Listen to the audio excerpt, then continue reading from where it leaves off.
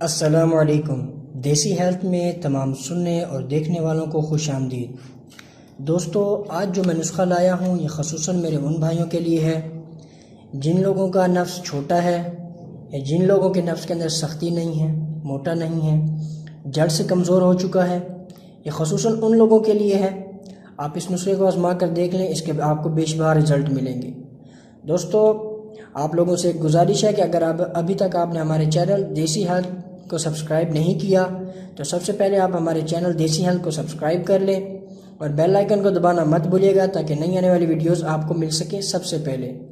तो दोस्तों, आप लोगों का टाइम ज़ाया किए बगैर चलता हूँ उस नुस्खे की जानिब जिससे आप अपने नफ्स को लंबा मोटा कर सकते हैं, सख्ती ला सकते हैं, ढीलापन ख़त्म कर सकते हैं। दोस्तों, आप नुस्खा नोट फरमा लें। ये देखिए, सबसे पहले आपने ये जो है अकर करा लेनी है। इसकी पहचान ये है, ये जड़ी बूटी है, आपको पंसार की दुकान से बासानी मिलेगी। इसकी पहचान ये है, ये देखिए इसके जो है ना यहाँ पे फूल बना हुआ है। ठीक है, आपने 20 ग्राम अकर करा लेना है। उसके बाद आपने जो है वो 15 ग्राम जो है ये सिक गौ है, ये आपने लेनी है। ठीक है दोस्तों, ये लेने हैं। और उसके बाद 10 ग्राम आपने जो है ये शेर की चर्बी लेनी है। ठीक है दोस्तों, शेर की चर्बी। उसके बाद जो है ये ऊद सलीब है पड़ा, ये आपने लेनी है 5 ग्राम। ठीक है दोस्तों, आपने इन सारी चीज़ों को अच्छे तरीके से खरल करना है। पहले अकर करा को खरल करके उसका पाउडर बना लें। उसके अंदर फिर ये सिक गौ डाल दें। ठीक है, 15 ग्राम। उसके बाद आप जो है ना ये ऊद सलीब डाल दें। इन चीज़ों को आप अच्छी तरीके से तकरीबन 20 से 25 मिनट तक खरल करें। इनका जब पाउडर बन जाए तो आपने उसके अंदर ये शेर की चर्बी 10 ग्राम ऐड करनी है और इसका लेप सा बना लेना है। तकरीबन 5-6 मिनट और खरल करेंगे, उसके 10 ग्राम शेर की चर्बी डाल के तो एक लेप सा बन जाएगा।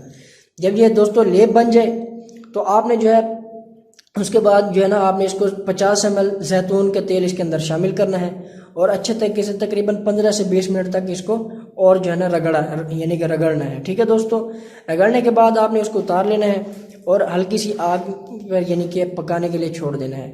जब तेल पक कर अपनी झाग छोड़ दे तो आपने जो है ना फिर उसको उतार लेना है।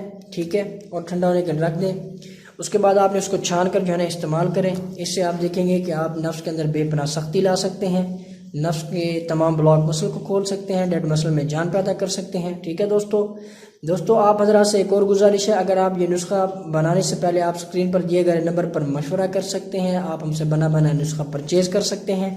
ठीक है दोस्तों, अगर वीडियो पसंद आए तो शेयर करें, लाइक करें और कमेंट लाजमी किया करें ताकि हमें ये पता चल सके आपको हमारी वीडियोस पसंद आ रही हैं। ठीक है दोस्तों, नेक्स्ट वीडियो तक के लिए मुझे इजाज़त दें। अल्लाह हाफिज़।